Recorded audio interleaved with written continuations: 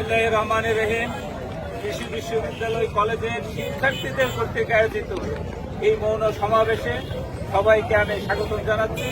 সেই সাথে তীব্র প্রতিবাদ এবং ঘৃণা জানাচ্ছি সেই সব কুলাঙ্গারদের প্রতি যারা আমার নবী তোমার নবীকে নিয়ে কটূক্তি করেছে।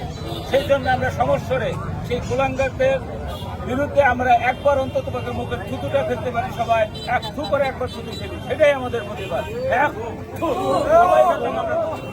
এটা আমাদের আজকে প্রতীকী একটা অনুষ্ঠান।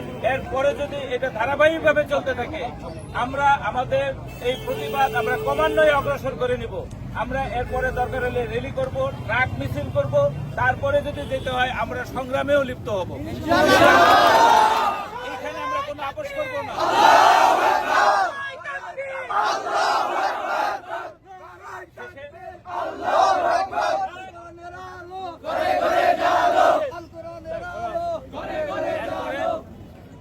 যারা এই অনুষ্ঠানের আয়োজন করছে তাদের সকলকে ধন্যবাদ জানিয়ে আজকের মতো সমাপ্তি ঘোষণা করছে। আল্লাহ হাফেজ।